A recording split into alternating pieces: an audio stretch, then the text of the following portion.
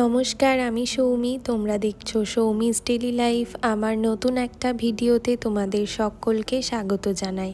আজকে ভিডিও বলতে আমি আশীর্বাদের তত্ত্বগুলো কিভাবে সাজাচ্ছি, নিজে হাতেই সবটা সাজিয়েছি।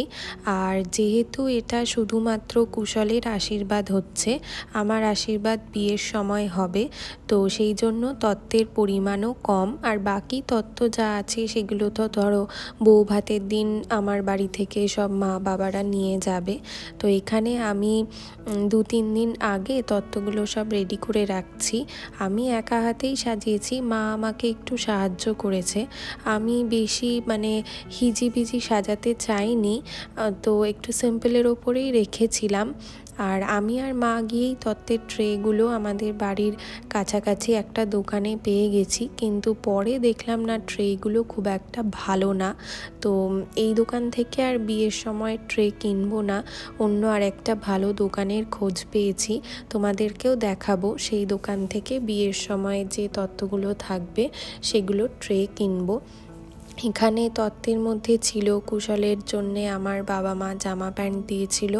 জামা আর প্যান্ট আমি ভেবেছিলাম যে একটা তত্ত্ব ট্রেতেই এঁটে যাবে, কিন্তু দেখলাম না, অসুবিধা হচ্ছে, তাই 2টো ট্রে করেছি। ছোটো মা কুশলকে আর একটা জামা দিয়েছিল, তো সেটার একটা ট্রে ছিল। আর কিছু এই শ্যাম্পু, সাবান, বডি লোশন বা হেয়ার অয়েল এই টাইপের একটা জিনিস দিয়ে একটা ট্রে ছিল।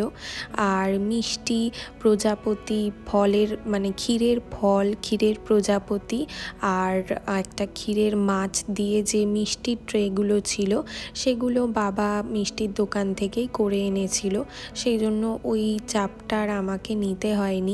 আমি ভেবেছিলাম তত্ত্ব সাজানো কি এমন ব্যাপার, খুব তাড়াতাড়ি আমি কাজটা করে ফেলবো। হ্যাঁ, কাজটা তো আমি করতেই পেরেছি, কিন্তু খুব তাড়াতাড়ি, যতটা তাড়াতাড়ি ভেবেছিলাম তা কিন্তু একেবারেই হয়নি। এর সাথে আরও ছিল, তোয়ালে ছিল।